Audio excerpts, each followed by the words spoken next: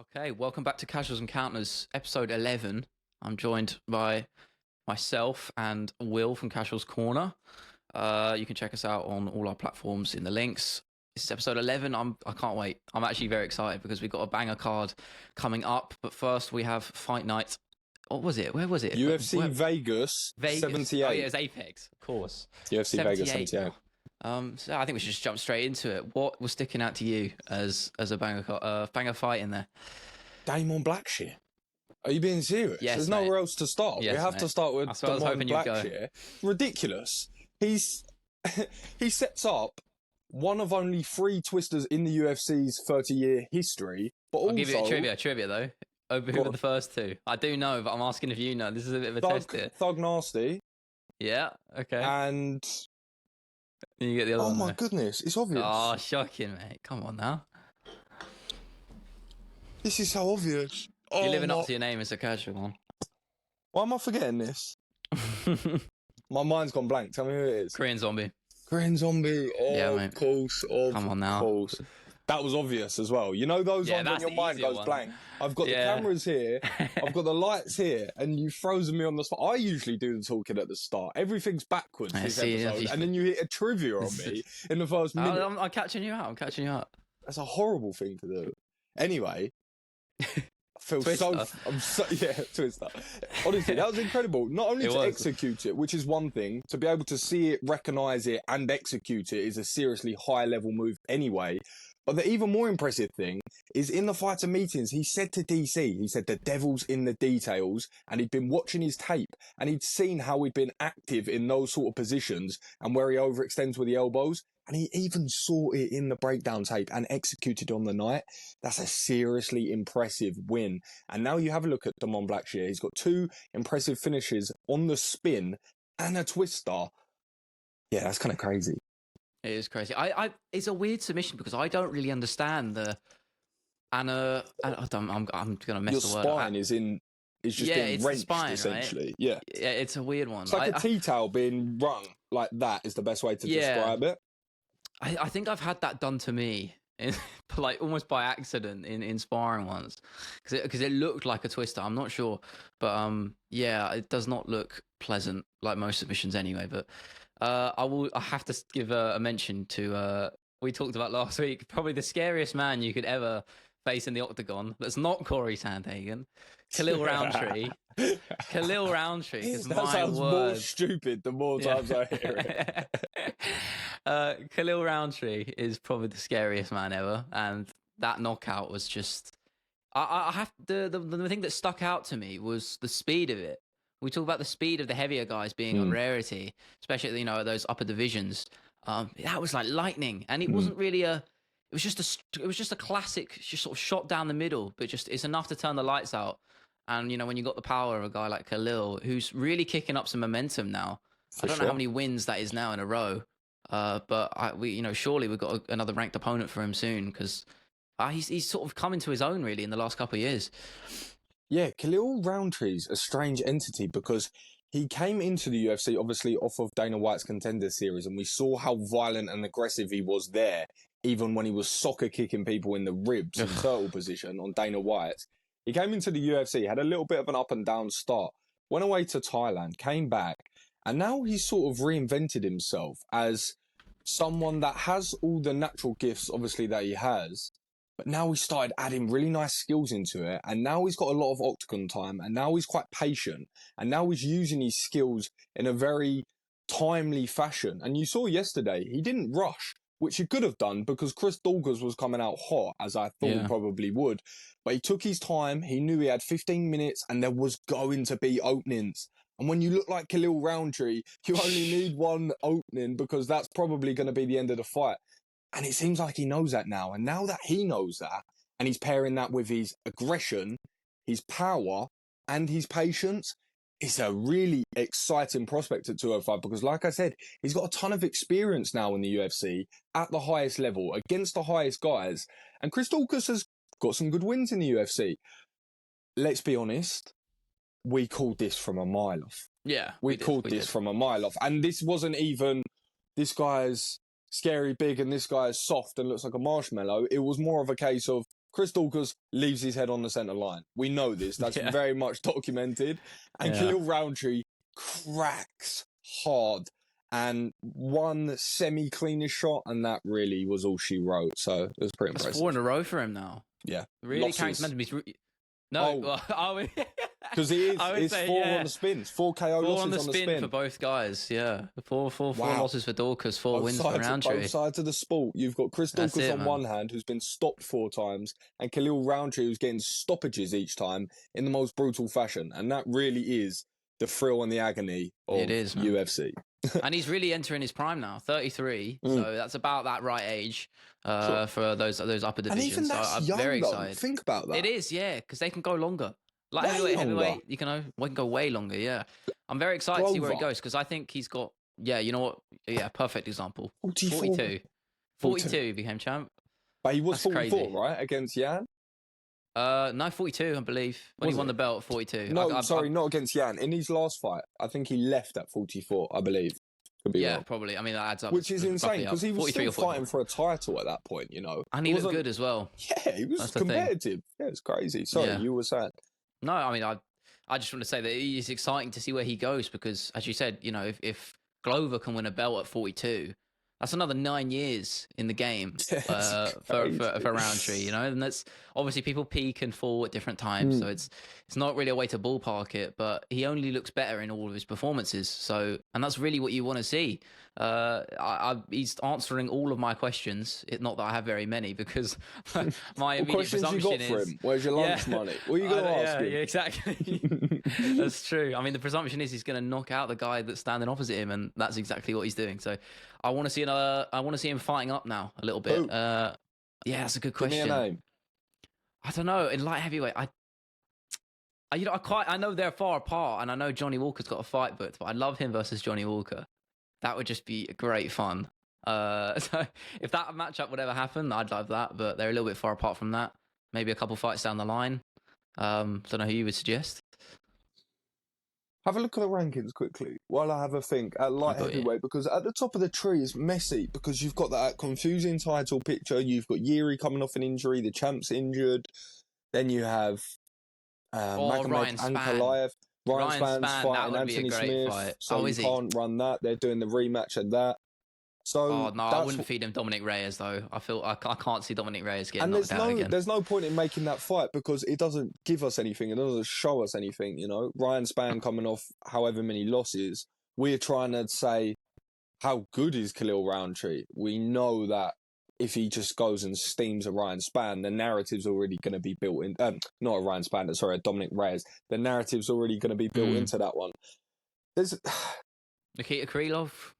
Good grappler. That's a fun fight. That's a fun fight. If he's not booked up, that's a fun fight because Krylov does not slow down for anybody. And he's a legitimate grappler. And then he's got really tricky karate style sort of striking.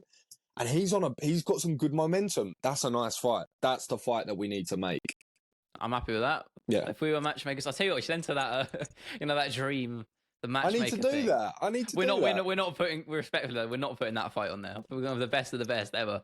That's a fun scrap. I'll tell you what, we should do that as a. You're saying we're not putting that fight on there, but you're telling me that's not a fun match. That's not a fun. I'm not saying it's not, but we can make whatever we want. You know, it's about the best fight card ever. We should do that as an episode. Well, now I stubbornly want nothing but Krylov and Khalil Roundtree. That's the main event. I don't care about anything else. No, I don't care. We should do that. We should do that as an episode. That's cool.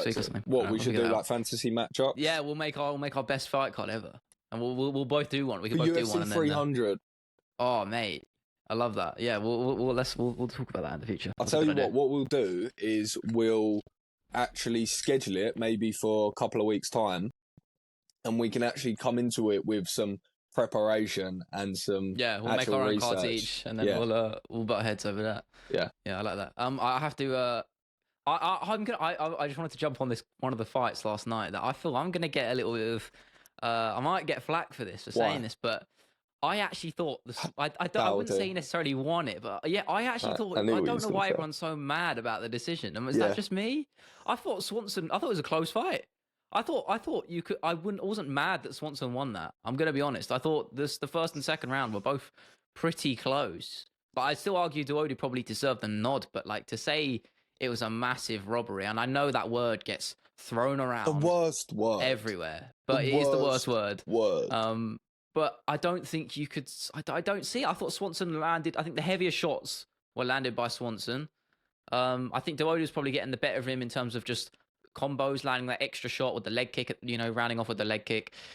But I don't really understand where the discourse was from, and I'm glad Swanson won anyway because it's Cup Swanson. You can't hate the man, and you can see how open he was in that post-fight interview. Just in an Apex center, he's not in front of a crowd, and he's still letting himself, just emotionally just be a bit more relaxed. And he's just he knows how long he's been in the sport. He's open and honest with himself about how he's not as good as he used to be. So he still has to put in the effort, to sort of overcome that difficulty because he's not a younger guy anymore. He's old. But the fact he was still hanging in there, really well. I thought it was a great performance from him. Classic phone booth fight. I loved it. I think that was my favorite fight last night. When I go into gyms and I watch people train and I watch sparring sessions, and then I go in the next week and I watch them train and sparring sessions, and their foot's a little bit broken from the last week because they kicked an elbow, and then their hamstring's semi-torn from the last fight, and their shoulders never really healed, and their rotator cuff's a little bit broken. And then you actually go and see the fights and then the outcomes and then them laying in the ambulance after. And then you go and see that at the highest level. And then you go and think of someone like a Cobb Swanson and you think how long they've been in the training room, how long they've been in the actual octagon, and how long they've spent in their life taking this punishment from this sport. So the fact that he can still go out there and perform at that level, at that speed, and still be able to keep his hands low and pop shots and get out the way of low kicks in that first round really well was so impressive. Like seriously impressive. The head movement. Yeah, it was incredible. So, because obviously when you have your hands that low, you carry a much higher risk of becoming a meme. Quite frankly, That's it. Yeah. That's what it comes down to in this modern day and age, because you're looking at a potential brutal knockout, which is going to be plastered all around the UFC, billions of views. You're going to see it for the next 10 years. People are going to tag you in it for the next 20. And that's the risk that comes with it. And I know it sounds a little bit grand, but that is true. That is what happens. You're opening yourself up for that. Yeah. So to do that in the octagon at the highest level at that age against that caliber of opponent and still look so good and polished. Obviously, he probably isn't what he once was, but why are we expecting him to be that? Doesn't even make sense. That's not my expectation. I think he's way exceeding my expectations every time I see him fight. Because like I said, when you factor in everything that's happened in his career, just the training, not even the fights, kind of crazy that he's still there. But we talk about octagon time, we talk about being in the sport for a long time. Let's just segue into the main event. And I knew you were going there. RDA and Luque. Not the most exciting fight, but two really skilled guys. What do you think about that one? Yeah, I mean, it was a close fight, wasn't it? I mean, it was a close fight on the odds, and it was a competitive fight, inside the cage as well. I think my biggest takeaway from it, and I think it's a repeating thing we see a lot, is a guy like RDA. He's so polished technically, so good everywhere. His technique is some of the best in the sport, but I feel like that decision to fight at welterweight as so much as he does, it really does hamper him, because every time you see him in there, it's the size difference. He just doesn't have that strength. And I think if that was a lightweight, scrap, I feel like that could have gone the other way, because, he would have been able to wrestle Luque down. But Luque, he's just too big for him. And it was the same problem he had with the guy like Leon. It's just Leon was too long, just too big, as I said. Luque impressed me. It wasn't, I guess, as you said, it wasn't a crazy fight, but the game plan was solid from Luque, and he did what he needed to do. Yeah, it was an impressive win actually from Luque, because before the fight, I said I think the footwork's going to give him problems. I think RDA's footwork's going to give him problems in that southpaw stance, and I think that straight left's going to be problematic for him. But you could see that he'd really been working on his striking and his stand-up, especially his footwork. And you look at the people he's training with, he had Henry Hooft in his corner, who is renowned as one of the most simple and basic coaches in the best way, in regards to he does the simple things but does them to a very high standard. So you're talking things like footwork and cutting people off and your jabs and your 1-2s and your feints and head movement, Luque looked a lot better in that regard. And you could see that he'd been training with good level opponents, like he always has, to be honest, like Kamaru Usman this time round. It was impressive from Luque. Not the funnest of fights. It really wasn't. And if I'm honest, I guarantee, give this 4 months, people are probably going to forget that these two fought, and they'll definitely forget who won. I guarantee it. Yeah, I honestly promise that. And I think this result, as stupid as it sounds, although it doesn't progress RDA in terms of having that W in the column, I don't really necessarily think this does an awful lot against him. Pretty close fight, pretty close decision, nothing too memorable. Don't think anyone's going to remember RDA actually lost that fight, to be perfectly honest. I think that just goes as another top opponent that he lost a close decision to, that he's going to have another 25 minutes of octagon time, and that now puts him about an hour clear of the next person or something ridiculous. Yeah. And no one's catching RDA anytime soon in regards to cage time, because I think that puts him, that puts him number one at around 8 hours and 30 minutes. And no one else is coming close to that anytime soon, because there's no one even active on the roster, I believe, that comes in the top 5. I think Clay Guida's on there potentially at 5. Yeah, Clay Guida's got to be up there. So yeah, it's kind of crazy. So shout out to RDA. I will say there was one criticism I had to think for Luque. I think just a little bit more urgency with his high kicks in particular. Because I feel like, I don't know if that's just down to his natural speed, but I felt like that high kick was there and he was throwing it, but he wasn't throwing it with the speed or like the proper intensity, the commitment that I think he could have done. Because I felt like that could have landed there a couple of times, but he was throwing them a bit half committed. Yeah, which was just giving RDA that opportunity to block it pretty easily. If I were to combat that, I would possibly say maybe that was, again, it could be anything. But maybe it was down to the fact we have no place to say. RDA had we spoke about that straight left hand, and that did land a lot. Even in the first round, that landed a lot. And then you look at Luque's last performance, he got KO'd. And that hasn't happened a lot of times in his career. So that definitely would have weighed on his mind and conscience coming into the fight after a long layoff, after injury, health scares, and then coming off a KO. Who was it that knocked him out? Jeff Neal. Oh, was it Jeff Neal? Yeah, that sounds about right. With the uppercuts, standing KO. Yeah. And then you think about RDA having that really nice straight left and landing it. So when you have those kicks, if you're getting someone like RDA who's going to get the timing of that or get the read of that, and they just blast a straight left, and you're like, oh my God, that actually really hurt. Maybe that was why he was a little bit more hesitant on throwing him. I don't know.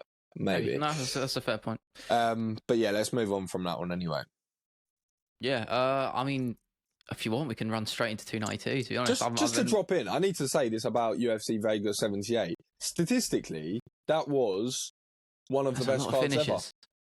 Yeah, crazy amount of finishes, wasn't there? A lot of subs, a lot of TKOs. 7 first-round finishes. No, there's been more. Wait, really? 7 first-round finishes. 7 first-round finishes, 7 first-round finishes. Wow, yeah.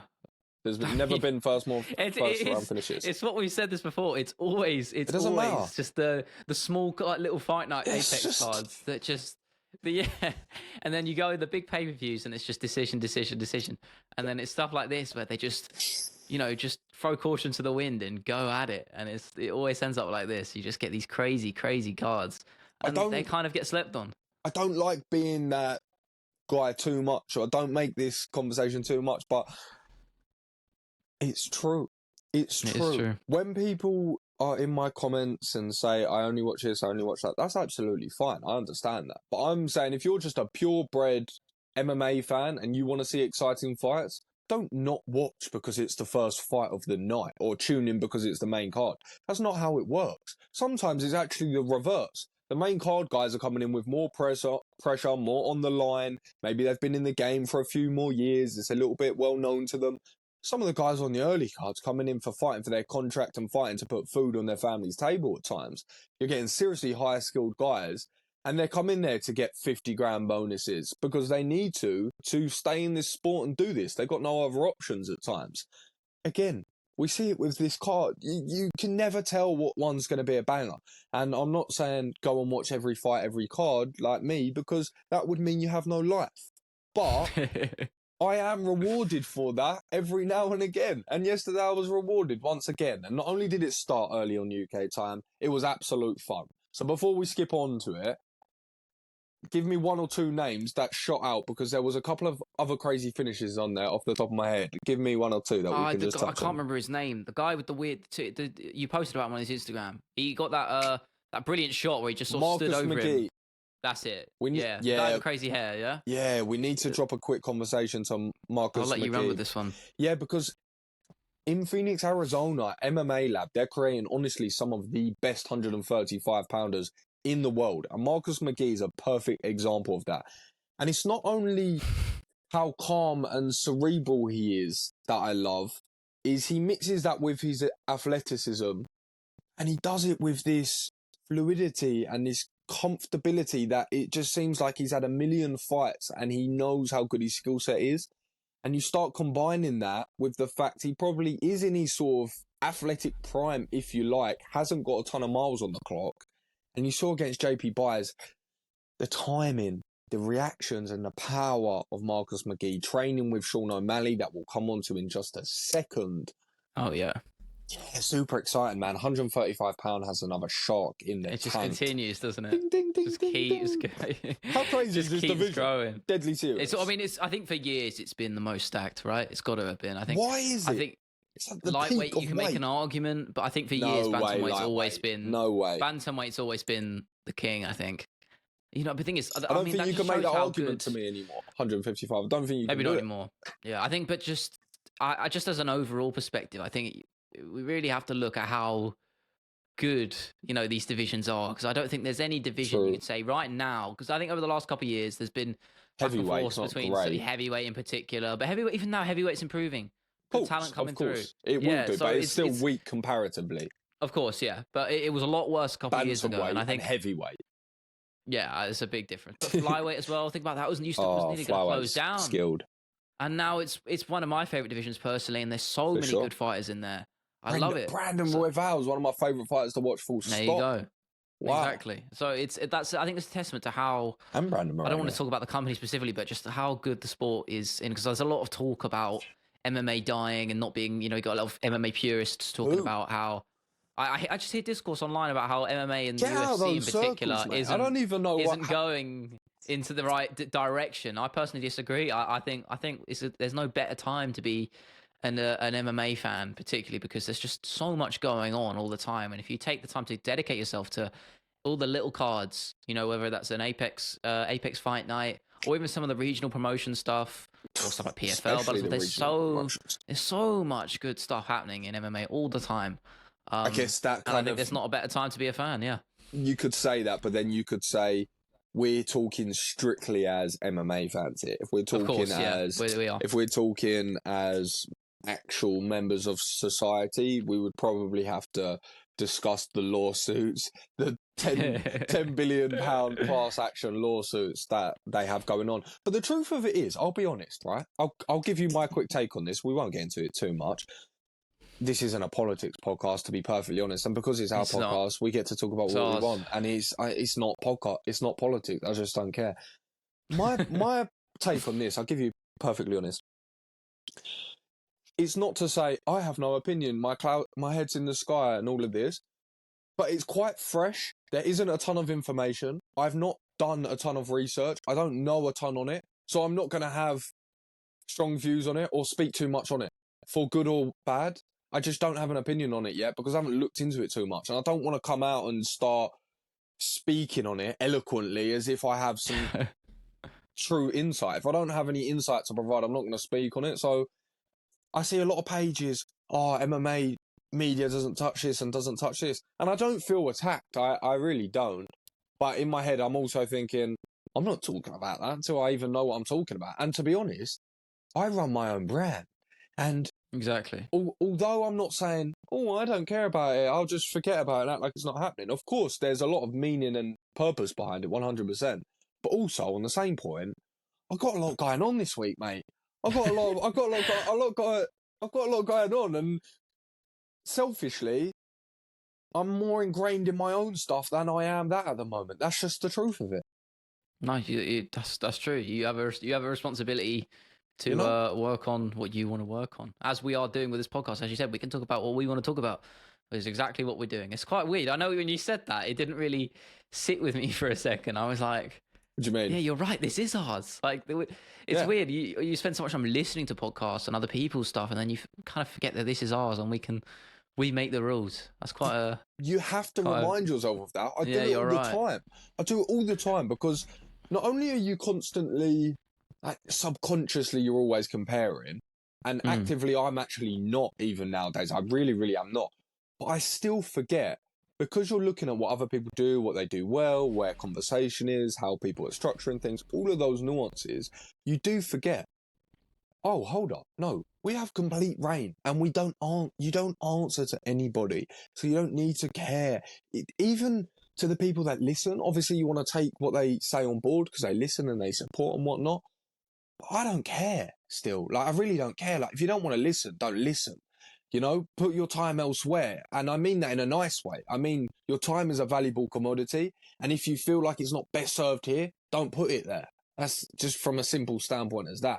So I'll speak on what I want. And if you enjoy that, you enjoy that. Cool. If you don't, you don't. If you want to listen to something more political, listen to TalkSport. You know? TalkSport is the trenches to Simon Jordan. Oh, God, I can't stand that guy. I don't even really know him, but I just see him having arguments for 40 minutes. Have you seen that? It was back when Aspinall fought Volkov and Bisping was on TalkSport. Yeah, I did. And he absolutely grilled him because he was so... And we've had this conversation about just the perspective of people who don't watch MMA, particularly in our country, in the UK, of... You know, there's this perception as a blood sport. Obviously, it's violent. It's, you know, two men enter, one man leaves. That sort of vibe. And, you know, they compare it to something like boxing, of being the gentleman's sport, etc., etc. And obviously, that's the mindset that a guy like Simon Jordan has. And Bisping just took him to school about how uneducated he was. And I think that's such that conversation just needs to happen more. I think that goes for a wider scale. I think that needs to be talked about more, because more people, and that is happening. More people in this country are getting on board with the sport, which I love. I'm very excited to see. As I said, it's no better time to be an MMA fan, particularly from the UK. There's just more and more stuff happening. It's really starting to sort of come into its own and really break into the mainstream, as we've seen Leon Edwards do stuff with, you know, Sky and BT and all that sort of stuff. Soccer AM as well. So there's lots of exciting stuff happening. But you're right, Simon Jordan, I do not like him. He just talks random. Talks about random stuff. TalkSport is just the trenches. Spoke for 3 minutes and I went, Simon Jordan, I do not like him. I had to go back. I need to clarify that in simple terms. We're better than TalkSport, I do honestly. not like him. No, but the truth of that is, all jokes aside, just last thing I'll say on this, all jokes aside on that, although that was good and that was cool to hear and whatnot, but that's what I try and explain to people, is they don't understand that this sport hasn't even started in this country because those conversations are still happening.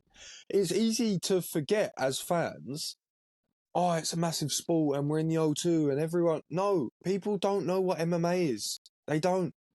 I know it's on BT now, and now it's bigger, and yes, Leon's a champ, and yes, these things are happening, but no one knows what the sport is. Like, people don't even realise this. We haven't even started. And I say that from a place of, people say to me still, McGregor? And they're not even really not sure about that, and they're just giving one word back, and they're like, ginger, Irish, punt? Nah, don't know. It's like climbing Mount Everest, but you're only reaching base camp. We're at base camp 1. Yeah, and that, by the way, is an exciting thing, because it is, with more regulations and more sort of almost PG televising and whatnot, it loses a little essence of the sport. It does. But what you lose in that is you make up in scalability, and then it just climbs and climbs and climbs. And even this week, I got followed by someone who runs a fighting promotion out in India, and we're forgetting that this sport is, forget England, is now going... My third biggest territory in my analytics is actually India. And the sport out there is growing to a point where this person that followed me, right, they run a fight promotion out there in India. It has 250,000 followers on Instagram. Jesus. a fight promotion. Themselves personally, they run it, these two people. The woman has 2 million followers, something around that. And the fella has 7.5. So we're talking like Izzy level number of followers. That's, and I'm not saying that crazy. to say, oh, they're crazy famous and these amazing metrics. It just goes to show we forget the scale of the market of places like India, like Bangladesh. And when we start growing into these markets, forget England, which comparatively is a small market just in terms of metrics, population, in terms of population. But when you listen to English speaking, a lot of India is also English speaking. So it sends over a lot to the content. I'm just checking my analytics now. India is my 6th highest country. I did not know that. This is what I'm saying. So it will only continue to grow because we're looking at populations of 1 billion. And then you start looking at Africa as well when you're looking at populations of 1 billion on those continents. And forget the UK, it's the sport overall. It's the infrastructure of it overall. And then the conversation naturally is going to improve over in the UK in the next 10 years. So just for us selfishly, it's never been a better time to be in MMA media. And that's why I always say we're going to pioneer. We're riding the wave. Why we're going to trailblaze. I believe we're going to trailblaze is because in our heads we think, Ariel Helwani and the Schmo and Brett Otomoko, they've been in it for 20, 30 years and they're at the top. It's like, yeah, that is true. And they are the people that started this. And if we're standing tall, it's because we're on the shoulders of giants. But in 20 years, they're going to be the people that we know, but the next generation don't know. They're going to be like, who? You know? Yeah, you're right. And that's just how the world goes because it's rinse and repeat. History always repeats itself. And I just putting into perspective. I'm just looking at the analytics here. I almost forget how much of a reach our stuff has. Again, I said this to you the other day when we met up at GBTT about someone's always watching your videos. Like, as I'm speaking right now, someone is watching my video right now. And just statistically, they would be. 24/7. It's crazy, isn't it? Exactly, yeah. And just building off of that, I'm just looking at how many different countries have seen my content. Read some out. I mean, you've got... Sorry, I'll move it over here so I can actually look at it a bit better. But Philippines, New Zealand, Ireland, Sweden, South Africa, Indonesia, Singapore, Denmark, Norway, Peru... Like, everywhere. It's crazy. Croatia, Greece, Argentina, Turkey, South Korea, UAE, Hong Kong, Kazakhstan, Pakistan. It's wild. Obviously, they make up a small percentage of it, but it puts into perspective how global. And it's that's so the true. fact we are able to do that. The fact we're able to do that just by posting a video on a platform and reach so many different people of so many different cultures. I think. That's such a cool thing. When you say it like that, it's only going to get bigger. When you say it like that, you can realize you can start loving and appreciating the process. And when you start taking... I don't do that enough. When you start taking value from being able to do things like that, not sitting there and smelling the roses every 30 seconds, but sitting there and feeling more fulfilled because you're getting to do things like this and getting the opportunities to actually wake up whatever time you like. Weirdly enough, that's a small luxury that a lot of people don't get. It's actually really exciting. And when you start listing out all the countries, in my head, first of all, I'm actually kind of happy that I could plot them all on a map. I was I was actually sort of impressed. I was seeing if I could sort of keep up what she was doing. I was like, right, I can actually keep up with that.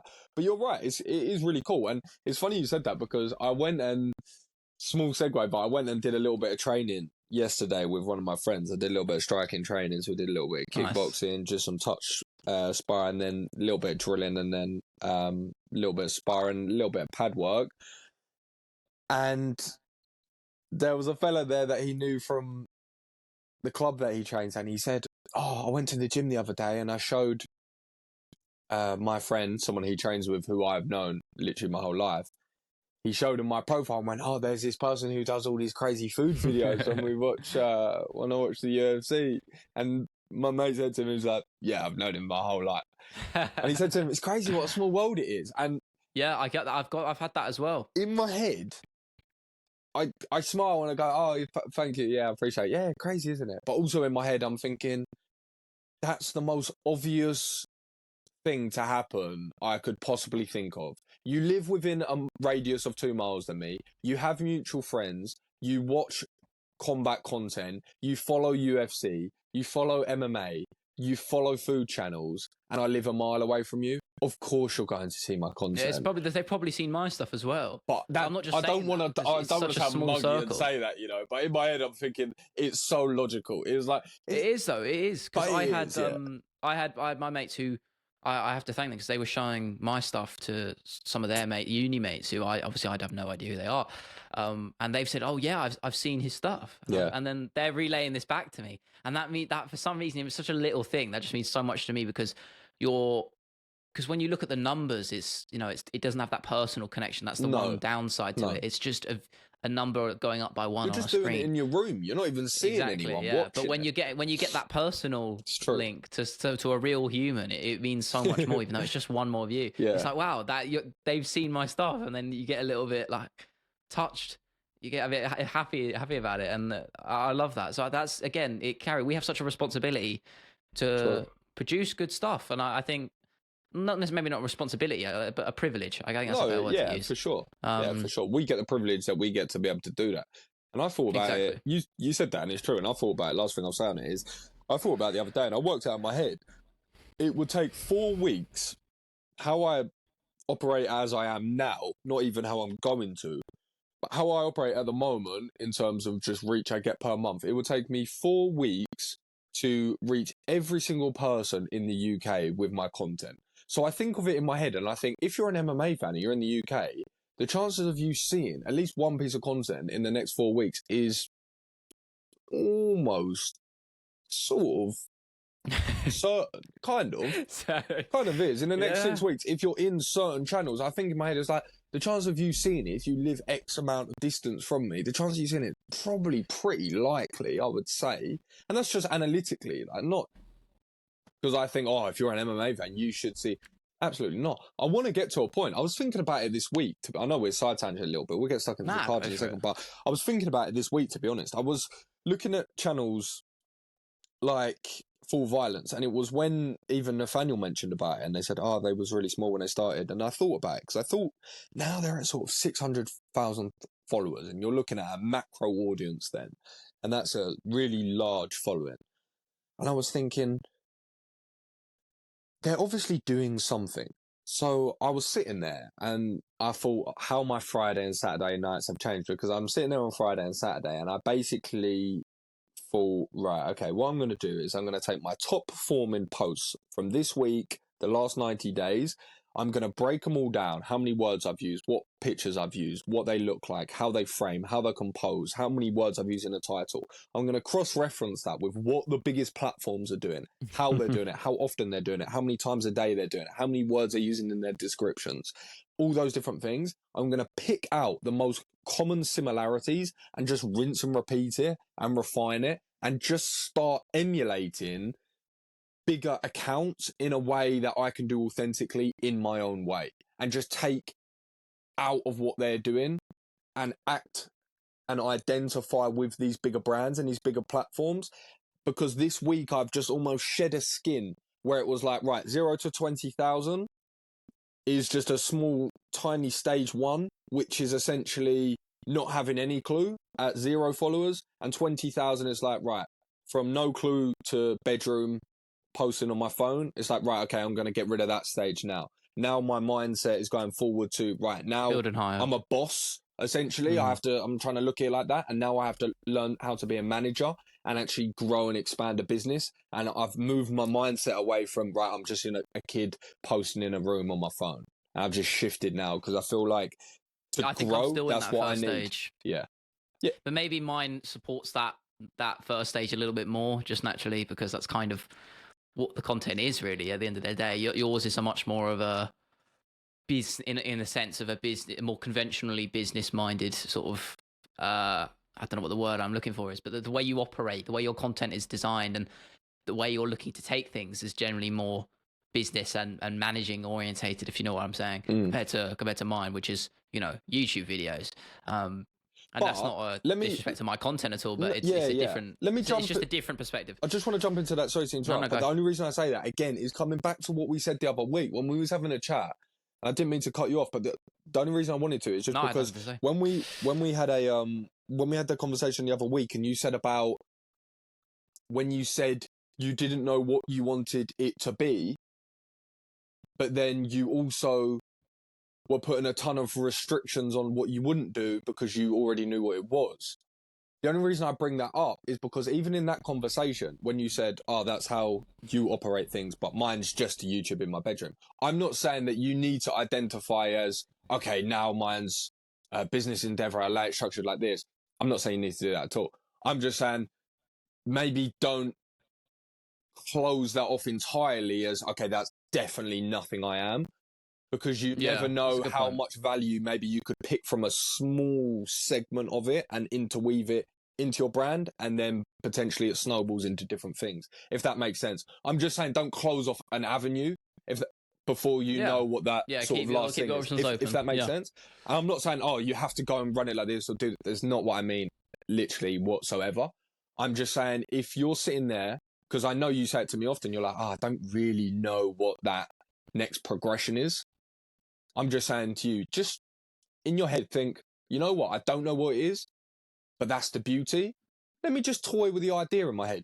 Does it look like a multi-level I think business? it's inevitable anyway, purely on the fact that I can't, this doesn't just go for my content per se, but I can't sit on one thing forever. Not in terms of I want to change to something else, but I need to develop it. I need to evolve it and just, there needs to be variety. I need to keep moving. If I'm doing the same thing over and over, I'll go insane. So I feel like it's an inevitable thing anyway. Making additions to the type of content I make on my channel, because it has to happen for my own sake. Because I don't think I could sit here for the rest of my life making the same sort of style of videos. You will want to. Yeah, exactly. Yeah, purely because I wouldn't want to. No. Not just because the algorithm will change and trends will change, because that's going to happen anyway. But yeah, for my own sake, I can't do that. So I think you're right in that. I'm going to have to change it up for my own sake anyway. Yeah. So I think someone who would be thinking. super beneficial for you to listen to is not only that one I gave you before, for people that don't know what we're alluding to, Naval Ravikant, the Joe Rogan episode, but I think Rick Rubin, the Joe Rogan episode, will also be a super good episode for you to listen to, especially because it's all about taking inspiration from essentially anything by just being very, very lucid with your thoughts in regards to you don't conclude or glue any ideas too concrete together, if that makes sense. And you just sort of look at everything at sort of a base level, and you almost change the way you exist in the world. It's very strange and it sounds quite deep, and it's not super complex. It's just small little habits you can sort of change. But I really think listening to Rick Rubin will be really beneficial for you. He's known as one of the best creative minds of all time. Super simple, like nothing crazy, nothing complex, nothing zany, nothing wild. Really, good for me then. Really simple, just really simple advice, like stupidly simple. And he's written a book actually, and I'm gonna buy the book. And it's very similar to Naval in terms of how it's just generational wisdom. It's the same way they say, you're a master of something if you can explain it to a 4-year-old. These books and conversations are essentially that, but it's extremely powerful because, like I said to you, you can attach what they're saying to different points of your life as you evolve and develop. And the meaning of what they've said, the originality of it, will always change depending on the context. And you only get a better further understanding and development. So it's actually super interesting. Okay. That is, I'll bookmark that. I was just going to say, we have gone 45 minutes just now, as you said. I know you said to last thing remind you, so I think we're just... Last thing that I'll say on this, and then I'll let you jump into... we'll run it. Jump into the pay-per-view. How about it, though? I wanted to say thank you whilst we're on the topic of this, because obviously we spent the morning at GB Top Team the other day filming. For anyone that doesn't know, we didn't actually even talk about this. Yeah, we didn't. No, we did, but we didn't. We did last week, but we haven't recapped this week. So yeah, obviously, just to gloss over, we obviously spent the day filming at Great British Top Team in London. We spent the morning filming the sparring session there. Leo did the behind the scenes for me, so basically shadowed me and caught up with what I did. We watched the training session, got some footage, had a little conversation with Nathaniel after, got some footage, had a sit-down chat and sort of brief catch-up and conversation with Ash just in regards to GBTV and the direction of that. And I had a few interesting conversations there, as always with him. And then, yeah, so that was pretty fun. But the reason why I said I want to say thank you is because when we was on the train coming back, you probably don't even remember saying this, but you said with the food series, I remember you saying the sentence of "that's your golden goose." Just remember you saying that sentence, and that stuck out. And I knew that, and I was doing that, and I was playing into that. But then when I really thought about it, when I sat there and I thought about how you said it, and I thought about it on another level, I thought I could go into that way more. I could lean into it way more than I'm currently doing, and I'm currently putting out in that space. And I could just become more the face of that lane in regards to, I can still do my other stuff because I'm at a point where I know how to do that efficiently. But if I can lean and double down into that, I can really just establish myself and my face in that lane entirely and just start it and almost create it if I like. And when you said that, I thought, yeah, I definitely could do at least one. I could at least do one piece a week where I'm doing a food fighters of cooking a fighter's favorite meal. I could at least do one a week of that. And then I could put out at least 3 Food Fighters episodes before from the bank that I've already got. And then I could definitely put out like a breakdown or a review video. So I could definitely get 4 or 5 videos out a week. And then I'm looking at longer form Food Fighters. I could definitely do one a month. I think that's when that's the money. That's the money one. That's getting it with the fighter, interviewing with the fighter, and cooking once with him. a month. I think that's I could do that.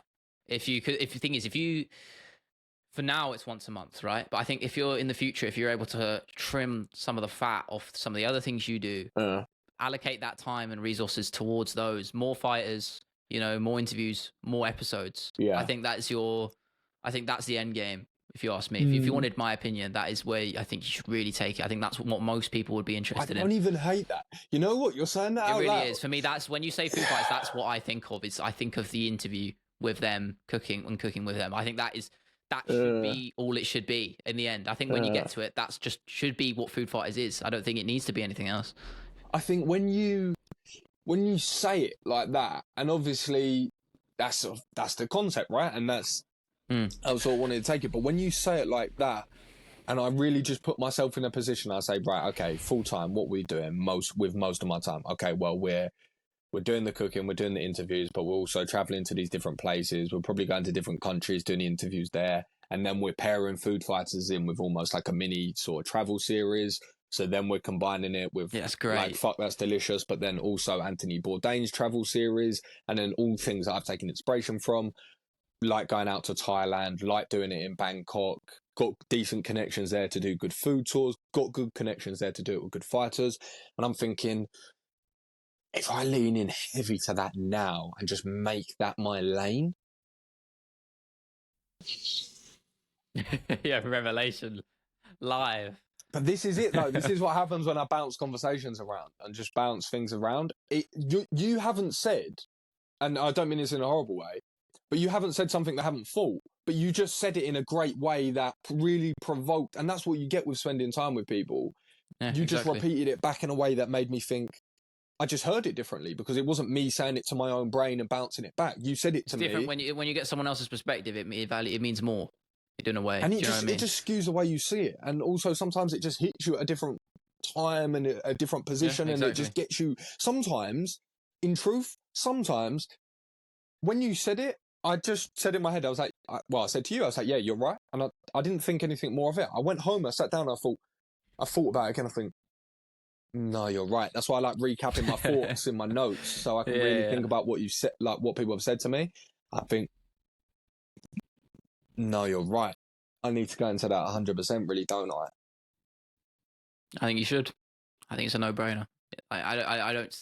I think it's a 100%. I don't know what the word I'm looking for. And you know what the truth of it is?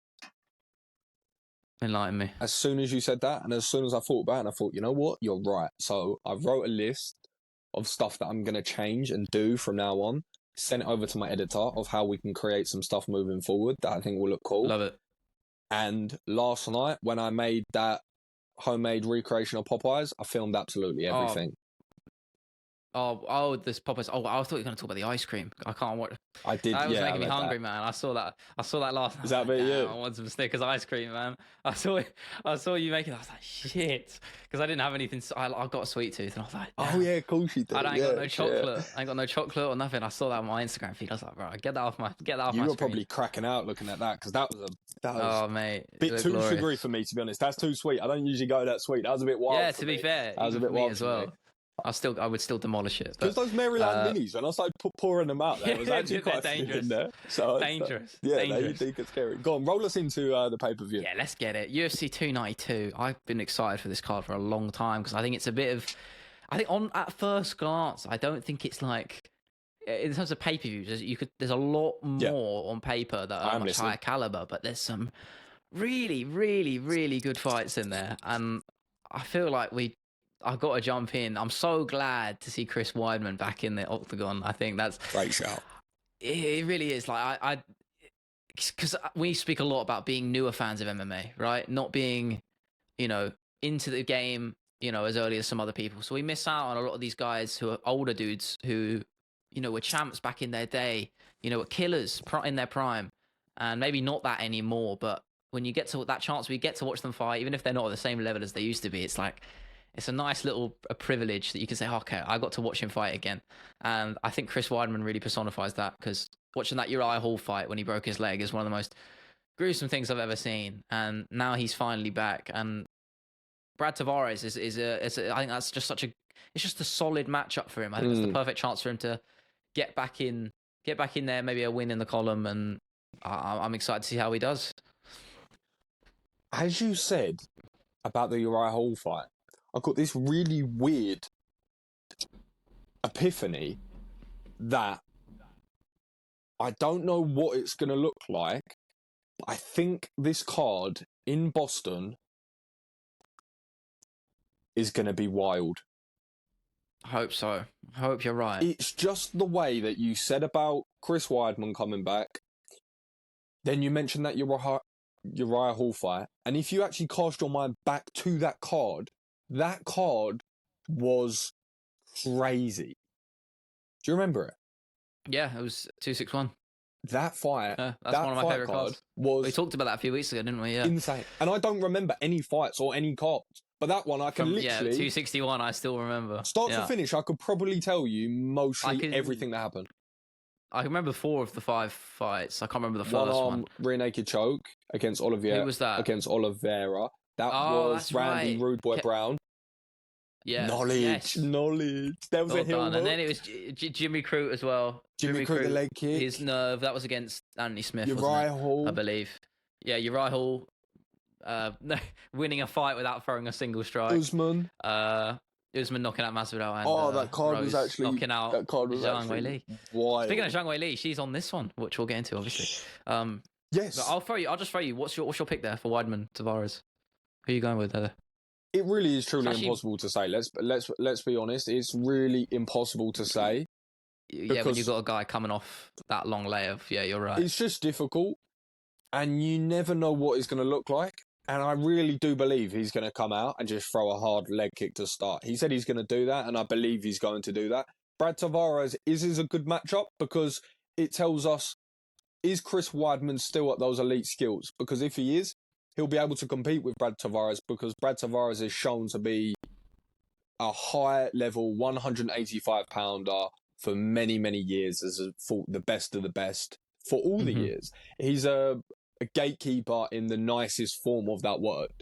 Being a gatekeeper to the top 5 and top 10 of the UFC is no mean feat. If you do that for a decade, that's a level of skill that 0.000000001% of people get to do.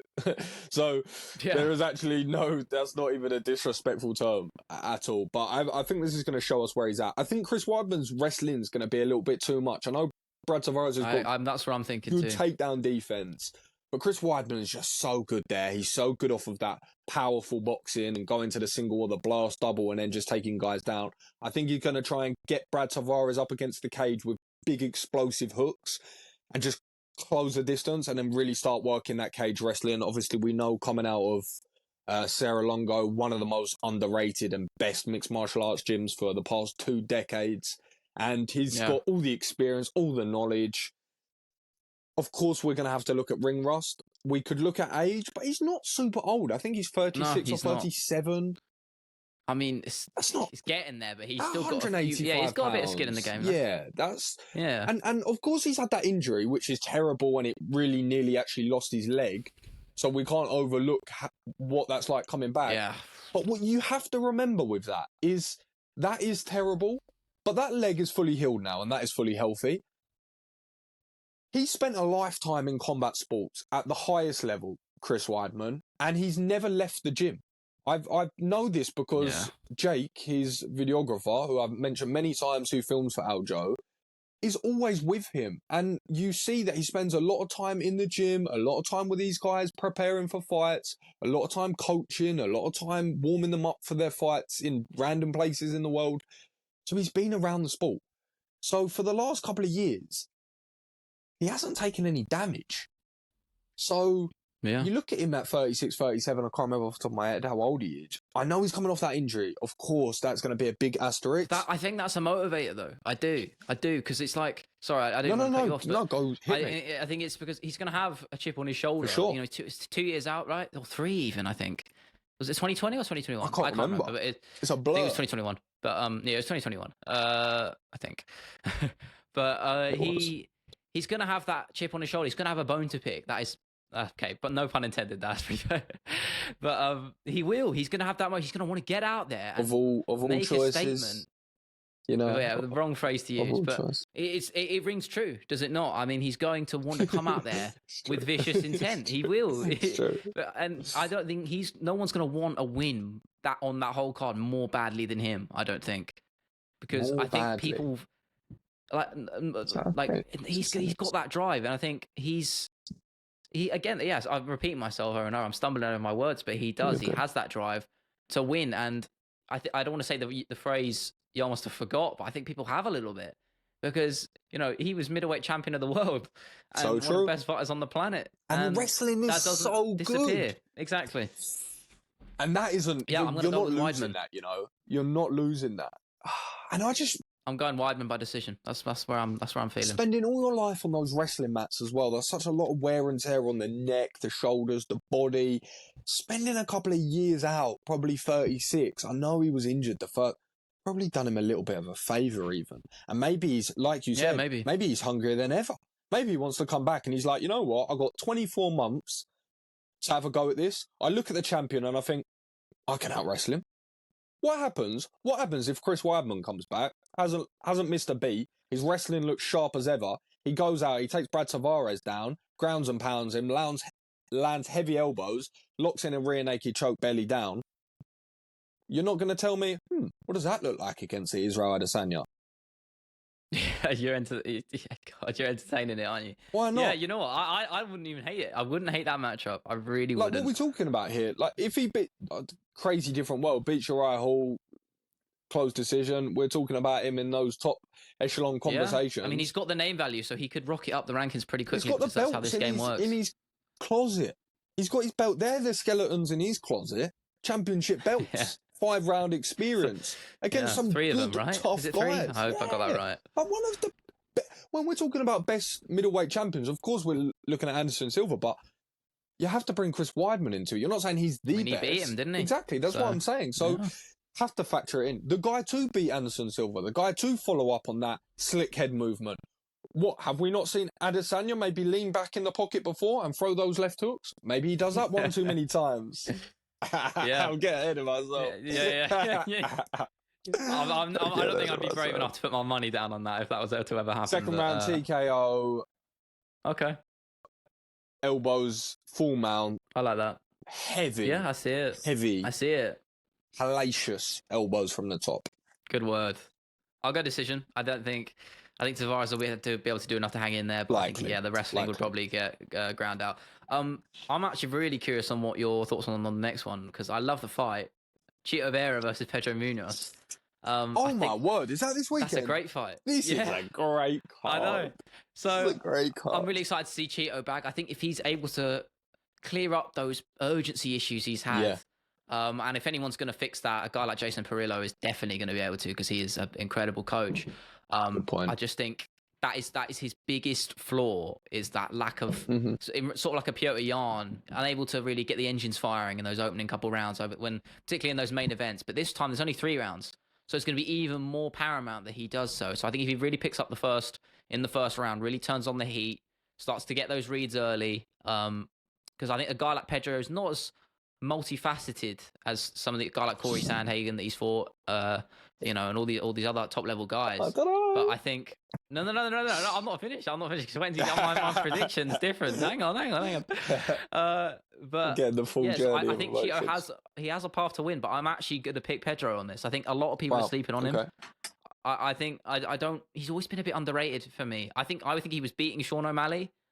He won that first round, and he was winning the second before that eye poke. Come on. He was winning the fight, though. You can't dismiss that. He was beating Sean O'Malley in that fight, outstriking him with leg kicks. Let's not be around the bush. No. We need to have this conversation. Yes. That is no.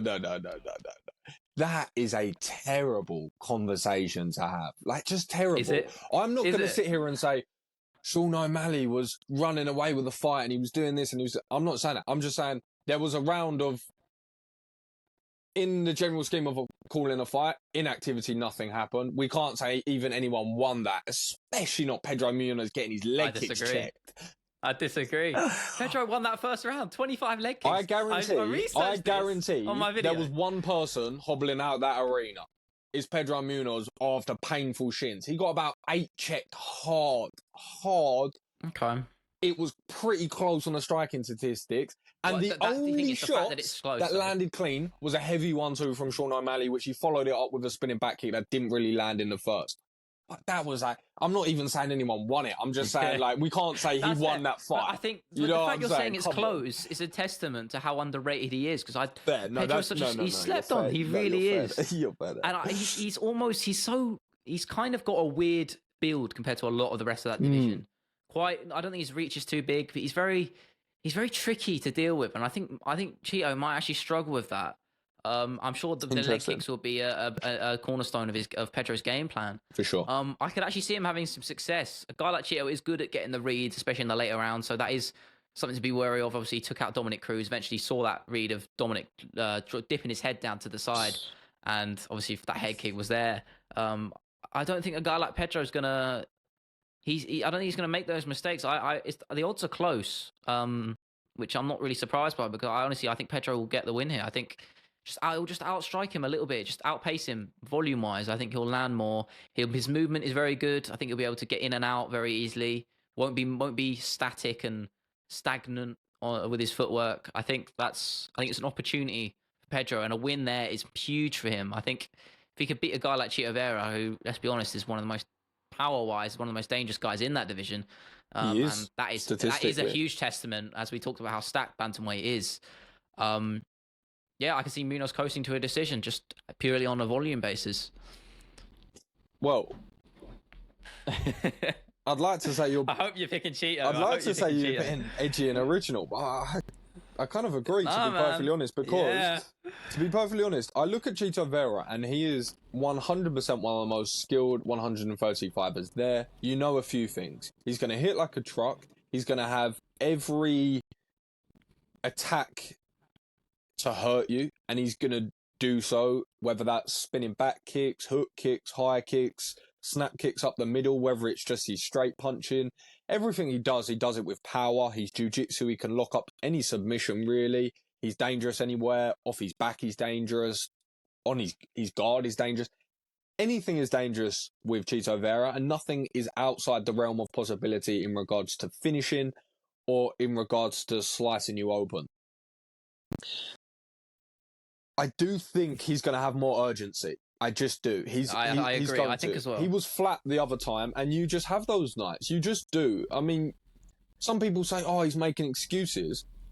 No, he's not. He just said, "I lost the fight. I was bad. I was flat." It's not an excuse. It's just an observation. It's like, what can I do to not do that again? You know his conditioning is going to be on point. You know he's going to be dangerous. You know all of these things. But Pedro Munoz is just a really tricky customer, to be perfectly honest. And you have a look at his resume. He has one of the best CVs in the company, bar none, in one of the hardest divisions. You look at the people he's fought, it's nothing but champions or ex-champions. He's got crazy, isn't it? wins against the highest caliber of people. The losses, I don't believe he's ever been finished inside of the UFC. He's done it forever. His striking's very good. His offensive jiu-jitsu is very good. You can't really take him down and control him. It's hard to compete with him on the feet. So you have to be 100% on your game to beat Pedro Munoz. You have to be, because you know one thing with Pedro Munoz. He's consistently consistent. And that's the hardest thing to do in MMA under the brightest lights. And you know 100% you'll get that from Pedro Munoz. And he's just coming off a really good win. And you look at it like this, I think naturally he's going to let the leg kicks go from early. I think that's going to be a simple and easy narrative, especially against someone like Chito Vera. So I think we're probably going to see a more Muay Thai stance from Chito Vera, a little bit lighter on that front leg, less of that wide boxing stance that we do see from Pedro Munoz, who does have a very wide stance.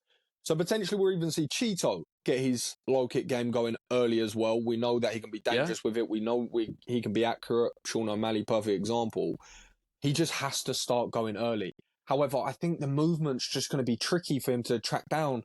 And although Chito's very skilled, I've never thought his footwork is sometimes of the level of those top guys in the bantamweight division. If we look at Sean O'Malley's, if we look at Aljamain Sterling's, Corey Sandhagen's, even a Pedro Munoz, really good footwork. Petr Yan, really good footwork.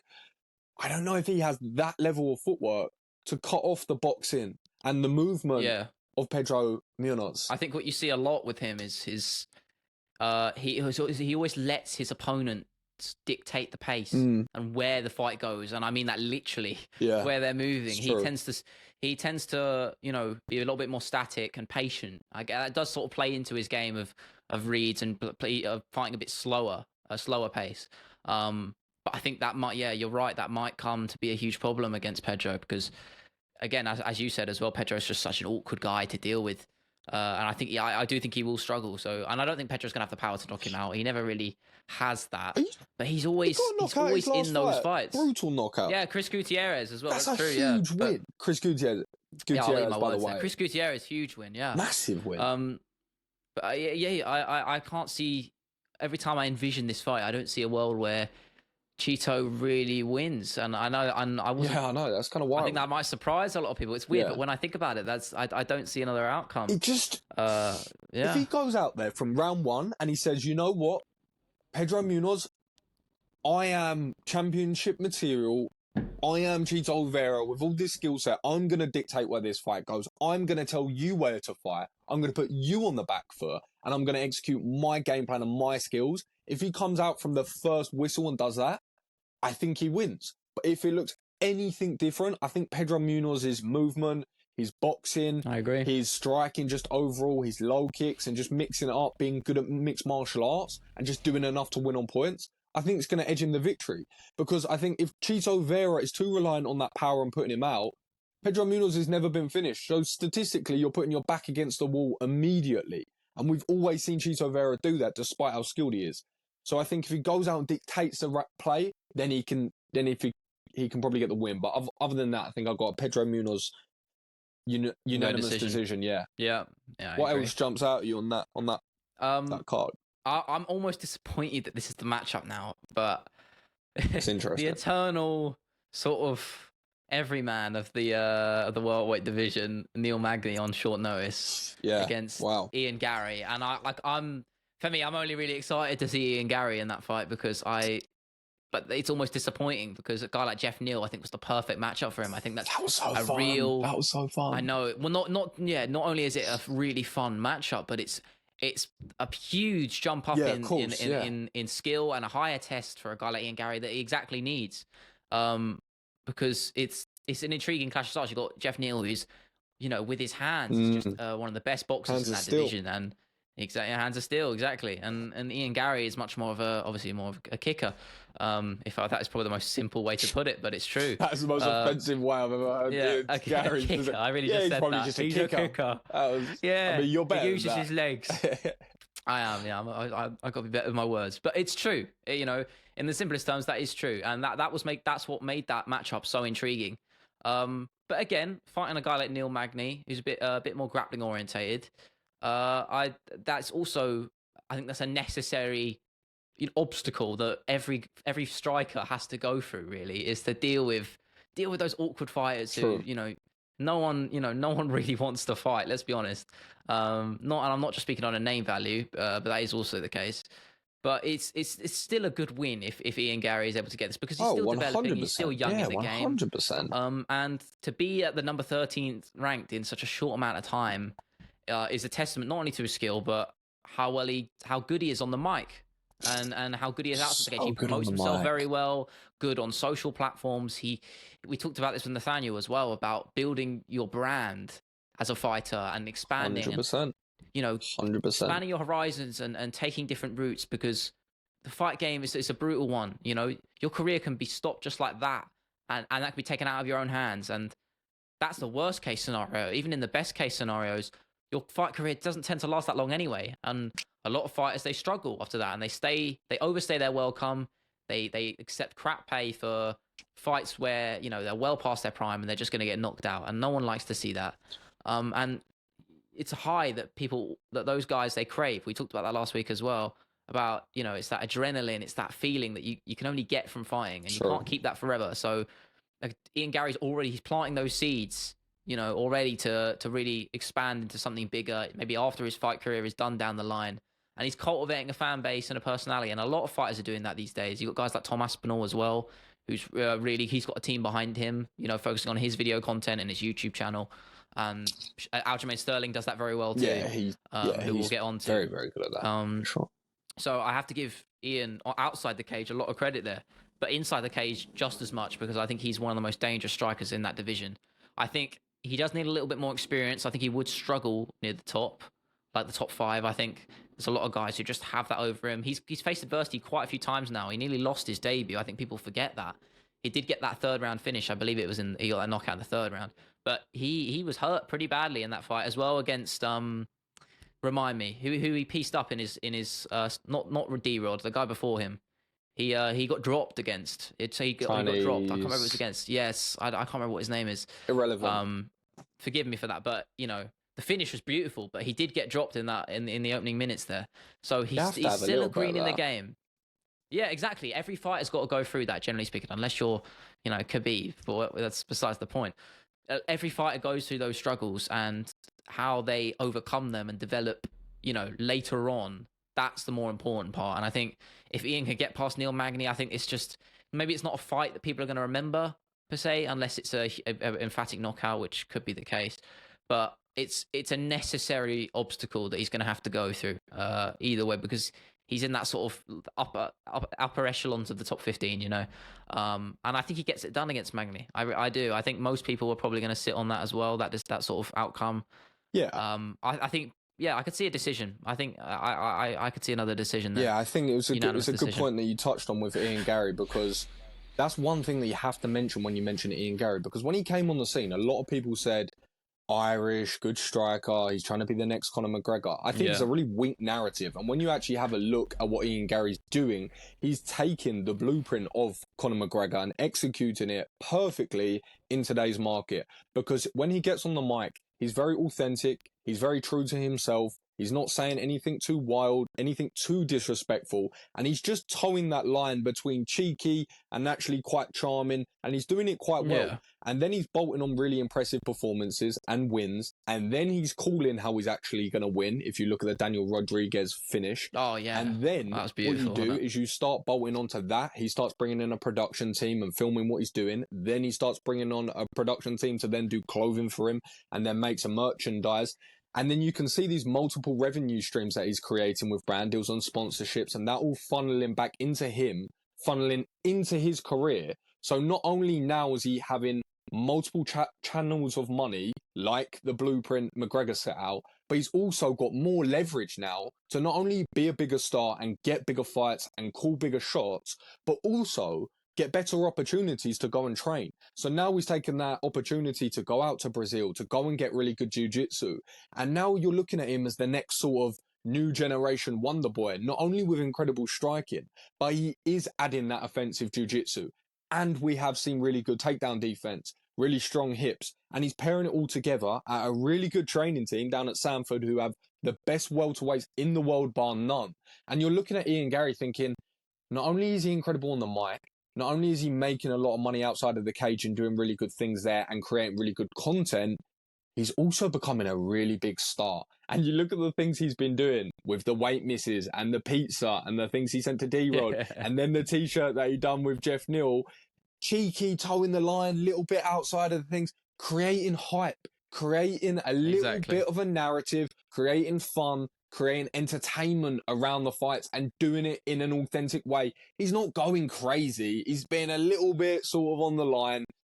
And I actually really like Ian Gary. I think he's becoming one of the biggest stars in the UFC. So I'm quite looking forward to it. And I think that he stops Neil Magny. I think he's the toughest I can see it as well, yeah, to give an Ian Gary on last minute's notice because he's so seasoned. He's such a veteran. He mitigates all his advantages and negates all his advantages with his reach and his awkwardness. And he's going to try and crash into range and tie you up. And you don't want that if you're Ian Gary.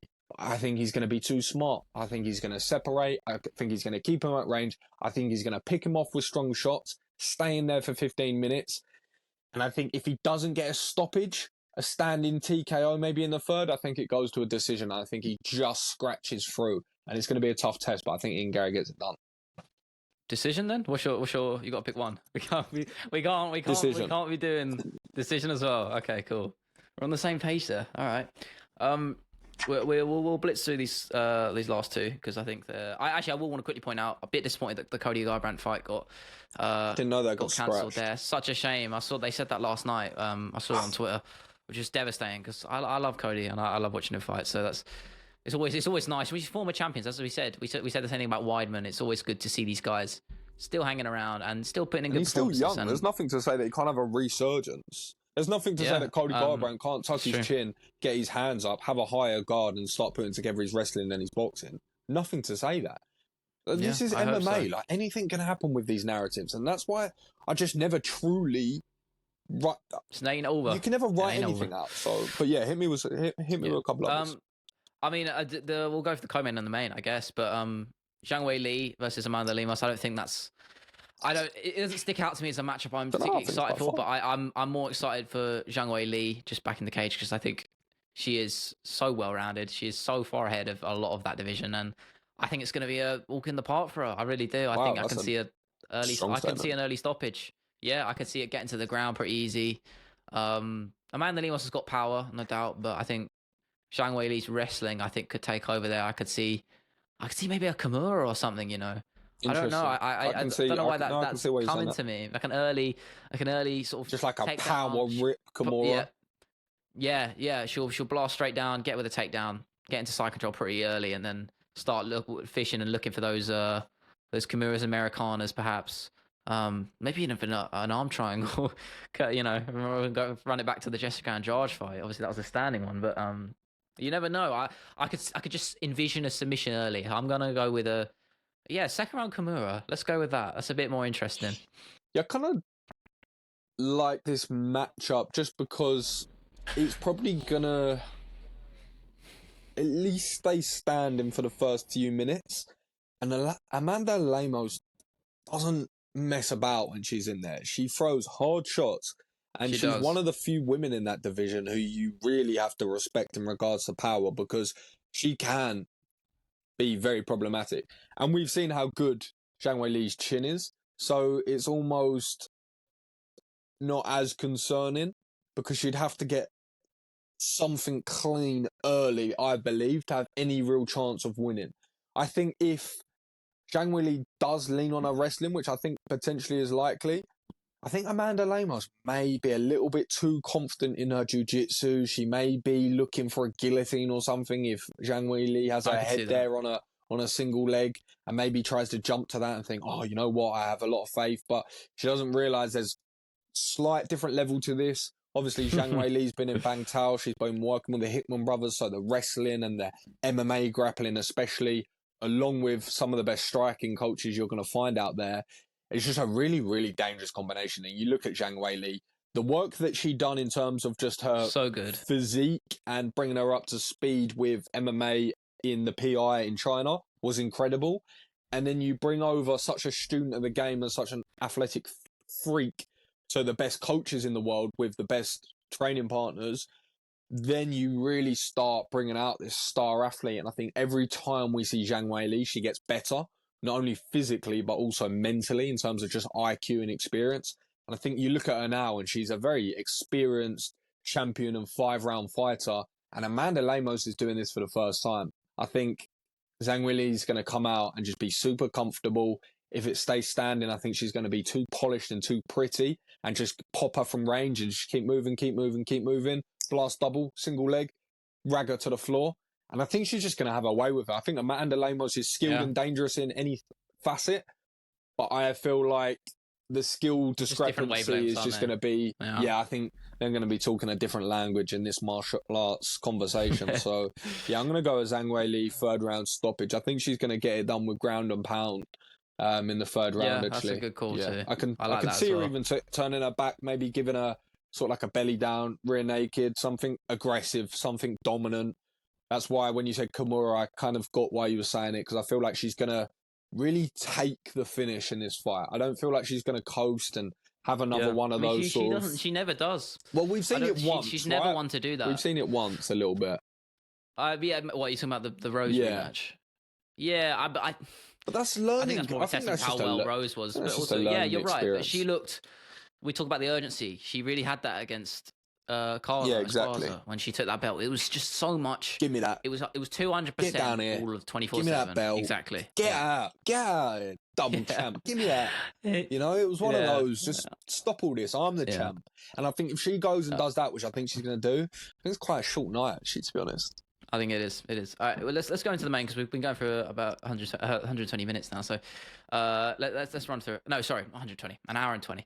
Let's run through that. Aljamain Sterling, you talked versus Sean O'Malley. You talked so much about Sarah Longo, because those guys, you're right, they're really underrated there. Incredibly underrated. I was doing a lot of just looking at tape and stuff, because I just posted a video about Aljamain, and I've always respected him, to be honest. I've never really understood the hate about it, really. I get the whole DQ thing with Piotr Jan, but I think he's done more than enough to earn the respect of everybody. And John Anik said it himself. It doesn't matter if he gets knocked out in the first 10 seconds. He's still the bantamweight GOAT. 100%. And I completely agree. He's got the most title defenses. Best resume already. Yeah, best resume. I don't think I so underappreciated, and I really hope by the time he is been and gone through this sport, he has garnered the respect of the fans. And even if he hasn't, I don't think he cares, because he's done all he needs to do in this sport already. 100%. To be one of the best, and to him that's all that matters. And I think he gets it done versus Sean O'Malley pretty convincingly, because his grappling is second to none. Those back takes are unbelievable, and best ever. Even if we're just talking about they're up there. I can't think of another name. So I'm Damian Maia maybe, but I don't know the speed that Sterling has. He did it to Corey Sandhagen. Yeah. In a minute. The first round. Yeah. In a minute. No, who's doing that? Yeah. No one's Who's doing beating that. Corey Sandhagen like that? And sure, Corey's leveled up, but I think Sterling beats him again if they do that fight. And I'm sure they'll fight again down the line, because they're too good not to. Exactly, he was. Still unbelievable. He was. But I think another thing that just goes under the radar, not just his whole career, but his striking. Yeah, it's good. I don't know why people don't. He was striking. He outstruck Piotr Jan in that first round. Yeah, and that's really what won him that rematch, was that first round. His body kicks are beautiful. He's got that weird sort of flowing, unorthodox style. Yeah, funk. He's the funk master.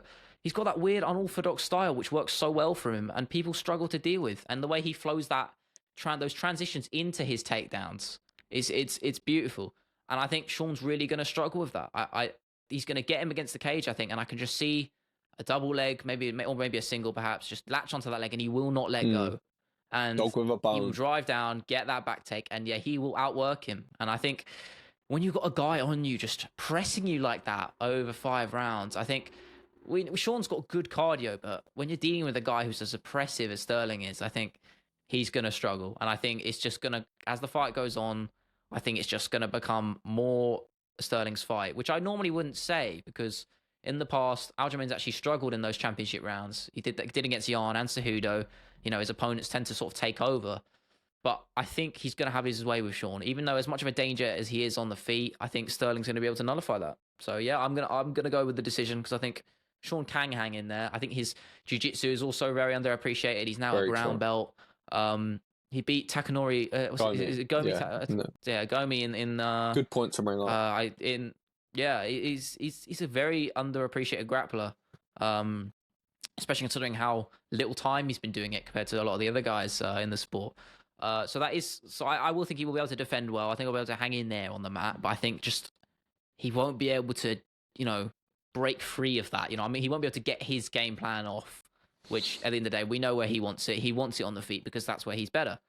But I think Sterling takes it. I think that grappling will just be too much for him. I'm going Sterling decision. I don't want to pick decision every fight, but I can just, that's where I see it. I guess it's important to mention as well that Taquinios, Sean's grappling coach, high-level black belt, ADCC champ, has fought Aljamain Sterling. Yes, I saw and that. has even said he's freakishly strong. Freakishly look strong. Look at his physique, man. Crazy. You look at him in that bantamweight division, and this is the thing with Aljamain Sterling, because take emotion out of it, because MMA fans are terrible at doing that. So you have to look at Aljamain Sterling removed and void of emotion. And when you have a look at Aljamain Sterling void of emotion, you realise that he is a freakish athlete, incredibly strong, can push a high, hard pace for 5 rounds, championship rounds, has done it against the highest caliber of fighters, and has this level of stickiness and grappling that you cannot replicate in fight conditions whatsoever in your training camp. You cannot find people that are as good at what he does and how they do it. You cannot find people to bring into your camp and to mimic the style and the striking and the grappling of Aljamain Sterling. You cannot do it. Similarly, you can't really do it with a Sean O'Malley, who I'll come on to in a second. But when you have a look at Aljamain Sterling, I mentioned earlier, you have to talk about the gym, because what Sarah Longo do so good, isn't it? So underrated. So good. It's at such a high level. They've got so many champions. And what I think they do almost better than anyone is they take the style of the fighter and they take the natural ability and the natural flair that they have, and they just refine it, and they add small touches of fight IQ and understanding of the game to refine that to championship level. And we've seen it multiple times at Sarah Longo, and it's so incredible with what they do. And we've seen it again most noticeably with Merab Dvalishvili and how he's implemented his striking, and now we're looking at him doing 50-40 frees to Petr Yan, and it's kind of crazy. But coming back to Aljamain Sterling, it's good that you brought up his striking, because it's true, and it's super underappreciated. We spoke about Pedro Munoz earlier, how tricky he is. He outstruck Pedro Munoz. Yeah. You look at people that he's fought, Jimmy Rivera. He's got a really weird tempo, a really weird flow, moves very well laterally, and it's hard to pinpoint him, especially if you go headhunting against Aljamain Sterling. It's very hard to pinpoint him, and he can be a lot more free on his feet because you're not going to take him down, because that's not where you want the fight. So he can throw his random high kicks, and he can throw things which are a little bit more adventurous, because he doesn't have to respect the takedown, because you don't want to take it there, because that's not where you want to fight. So you have this incredible sense of freedom, which opens up Aljamain Sterling's game perfectly, because now he comes with weird hooks and high kicks and spinning kicks, and now he's closing the distance with jumping attacks, and now he's got his body lock. And as soon as Aljamain Sterling gets a body lock, it could quite possibly be the end of the 25 minutes, because he doesn't need 10 takedowns, he needs 1. And one thing about Aljamain Sterling's game, which is completely lost on a lot of fans, is they always look at his number of attempts of takedowns. That is an irrelevant statistic. He throws takedown attempts the same way he throws a jab. And what that does is constantly frazzles the mind of his opponent, because they constantly have to respect it. But what happens on the 27th takedown attempt? He gets it. And what happens when he gets it? He takes the round. And that's one thing you have to respect with Aljamain. And this is why, when we look at Sean O'Malley, how calm is his mind going to be when he's standing in front of Aljamain Sterling? Because he has all the skills to pinpoint the perfect attack and get the timing of a weird head movement and land a knee or land a 1-2 down the pipe and get nice timing on Aljamain Sterling and follow it up. He can do that. But similar to when Volk fought Islam Makhachev, in your mind, you have the knowledge that the person opposite you is a sensational grappler, and that's all they want to do. So it innately restricts you a little bit with your hands. So I just wonder if Sean O'Malley's going to be a little bit more stifled in those earlier rounds because he's going to be a little bit more afraid to let those teeth go and those front kicks go just because he has to be a lot more respecting of the takedown, of course. So I'm just interested to see what his striking is going to look like. One thing I do think it's going to look like is simple. Although we think of Sean O'Malley, we think of crazy striking and really, he has all that. And the thing, like Corey Sandhagen, he can do it going off of both stances, moving forward, backwards, laterally. And that's super impressive because not a lot of people can do that at a high level. But doing that against Aljamain Sterling and finding that timing is going to be really, really difficult. I just think he's going to stick to the basics. He's going to stick to the 1-2s and the uppercuts. And I don't think we're going to see a lot more from Sean O'Malley. I think he's going to stick to that. I think he's going to try and snipe him and just really try and keep that range and keep that movement. And it's the footwork. That's going to be the key. It's a I think, for footwork me. battle. He's got to get away from that fence. That's it. Can really. you see a world in where he comes out there and he corrals Aljamain onto leaning his head in the same way a couple of times and he gets a read on it maybe once and it looks a little bit like Marlon Moraes? No, I was envisioning that as you were just talking about that. Maybe that's a possibility, but I think Sterling's head is never in the same place twice, it feels like. It's not. It never is. It's you never, think it is, never a pattern but to there it. is. It's not. It's always... I tell you what, I actually made this comparison about someone else when I made my video, but you know Prince Nassim, the boxer? Good example. Yeah, he's good example. Almost like that. His head is just... He's flowing around like a sort of a snake. I know it's a bit of a weird way of putting it, but yeah, let's go with that. And I think that is going to be hard for Sean to deal with because he might be a pinpoint striker, but you know, he's good at teeing off on guys in particular who aren't, and he has done in the past, guys like Chris Martina. Let's be honest, these guys aren't high level, but we know Sean is high level because he beat Petr Yan, whether you agree with that decision or not. The win's on the record, and it was a close fight either way. I think he wins. You don't. You don't think? Wait, you think Sean won that fight or no? I think you can. It's a close fight. I don't think he won it. But that's not the point. I think you can say, oh, I think Petr Yan won, and I wouldn't call you crazy for saying that. But I think it's the fact that it was close. If you just if I tell you, oh, the criteria goes off damage and he won, the fact that people are outraged and confused, that's what confuses me. I don't hate it. You know, it's just, I don't know.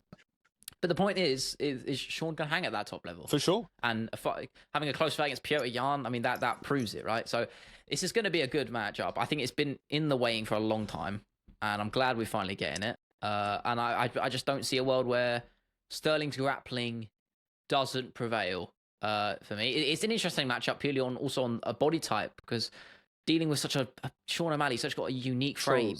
He's so long and so spindly, and obviously that opens so many different avenues in the grappling department. You know, for triangles and stuff like that. But then even for Aljamain, it's a tricky one to deal with, and for Aljamain as well. Exactly, yeah. Knee bars, so that's why I'm really excited for this matchup because it's a type of fighter that Aljo really hasn't dealt with yet. So I'm excited. I mean, I'm always going to be excited. It's a pay-per-view. They always have some good fights on there, and it's a good main event. And for me, it's a Sterling decision. I have to allude to the fact that for Sean O'Malley, this is Tim Welch's first championship fight, and this is a massive opportunity for himself as well. He's a young coach, and he's a seriously experienced coach now, and he's been with Sean his whole career. And the one thing which Tim Welch does so well is he simplifies things and he makes really good in-fight reads. And I think the game plan coming into this, of course, avoiding the obvious, which is the takedown and getting taken down. I think they're probably going to be of the mindset of, okay, he's going to get a takedown. We're going to have to work hard from these body lock positions, not allow him, work, getting back to the fence, scraping him off, all these different things. But I think in the striking, when they look at their path to victory, I think one thing which is important to do with Aljo is not headhunt. Target the body, go for the body. It's going to be a more stationary target where he's got this very funky movement and he moves very well, and laterally it's going to be a lot easier to land on the body and land on the arms, maybe try and beat up that leg as well from the outside from Sean O'Malley, than it is if he tries to let go with the combinations to the head, potentially overextend a little bit and give up his hips. And I think if Aljo gets to the hips, I really think that could be the end of the round. Petr Yan did it, I think, 16 times, which is crazy. Aljamain can't allow that to happen. He can't.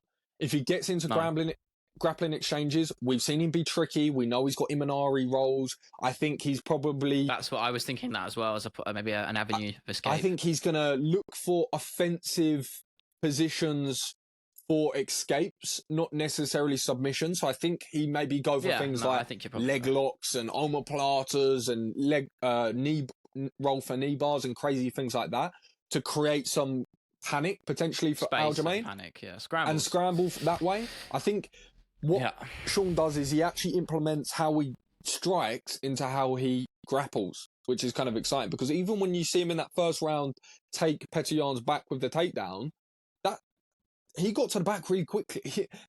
He went to that single leg and got a body lock and went to the back really, really quick. He's dynamic wherever it goes. He's a brown belt. We have to respect his skills.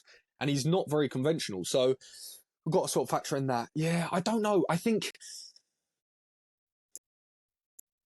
the thing Sean O'Malley does very well, I'll end it on this. He throws good knees up the middle and he has very low hands, which means he's obviously going to be able to have his hands there quicker for a shot, for the shots. To defend the shot, yeah. But I also think he's got really nice and crisp uppercuts. And I think his game plan going into this is going to be, right, we're going to have to be wary of that shot. We know it's coming. And if we can get the timing on at least one or two and we stick a knee or an uppercut on the chest, we can really hurt Aljamain. And I've heard Sean O'Malley say every night he goes to bed, he's thinking of that Marlon Moraes knockout when he's closing range and he lands that knee and it ends. It's possible. If you've seen it, done it before, you can see it again. We're not asking him to do something that's never happened. We're asking him to recreate history. And if anyone's capable of doing it in that division, it is a Sean O'Malley. And I've seen him prepare for a very long time. And there's no one more dialed in than Sean O'Malley. With his sleep, with his recovery, with his health, with how he eats, with his brain health, with his nutrition, with everything he does in his life is geared towards his championship fight. And I think every step of his journey so far, barring a couple of hiccups, he's predicted and called. And if you go back to the Dana White's Contender Series, he's called every step of the way. And I think 7.5 times out of 10, Aljamain Sterling wins this fight. I've never bet against him, and I never have. Fair point. I never have. Neither. I am this time. I think this is going to be the 2.5 times out of 10. I think Sean O'Malley I'm glad you're going rises to the occasion better than many people. His mindset and how he's been preparing, not just for 10 weeks, for 10 years, with his mindset and preparation, I think is just a crowning moment and a point of his career. I actually kind of think it's irrelevant of Aljamain Sterling and what he's capable of doing because I think he's the greatest bantamweight of all time. I just happen to think that this is going to be Sean O'Malley's day. I just do. Really? Yeah. I like that. I like the way you're putting it because you always do it, man. You plant these seeds and no, but I'm not going to let you. I'm sticking with, obviously Sean O'Malley's going to have a chance. Of course he is. 7.5 times out of 10. He's one of the most dangerous strikers there is. He's going to have the chance and he can catch Sterling. I just don't. I think the grappling's too much. I think it is. I actually do think Sean's going to do really well in the grappling exchanges early. I think he's actually going to be able to get up from some of those shots. Interesting. If he does get taken down, I think he's really good at doing that. Man. He did it really well against Petr Yan. He is. But I think eventually the oppressiveness, it will just kick in, and I think Sterling will just take over. First 5-round fight. Yeah, that's not very championship. True. Yes, you're right. First I always forget 5-round fight was 3 rounds. Yeah. So yeah, I'm. Yeah, okay. I like the fact you're going Sean. In what decision? No, or emphatic. Are you gonna get KO? No, emphatic. KO. Sean O'Malley's career has epitomised to this exact point. He's called every step of the way. Absolutely every step of the way. I think this is redundant of his opponent. I think it's redundant of the occasion. Absolutely everything. I think this is destiny. Genuinely, I believe this is destiny I like to be that. a massive crowning moment for Sean O'Malley. He has put all this pressure onto this one moment. And for most people in the world, they would capitulate. 5 rounds, first one, championship, greatest bantamweight of all time. These are terrifying. My coach has fought him, told me how scary he is. It's in my deficit. It's a terrible stylistic matchup. Absolutely everything right now is against Sean O'Malley in this particular moment. Even down to the fact that this is his coach's first championship fight, and he's going against Sarah Longo, one of the most championship grizzled, experienced teams ever. I just think it's going to be his night. I think it's destiny. I think Sean O'Malley stops him in the 3rd round emphatically. And I think Aljamain Sterling is the greatest 135-pound bantamweight GOAT to ever do it. There we go. Let's finish on that. That's a good way. It's a good way of putting it. That's good timing too, because your camera just went out. I think it'll be fine on the recording, so don't worry. Yeah, okay, I like that. Yeah, this has been Casuals and Counters by myself, Leo, and Will from Casuals Corner. I got the name right. No, I got the name right this time, but then I just stumbled over my words then. But thank you so much for listening. You can check us out on our platforms in the description, and we'll see you next Monday every week. Thank you.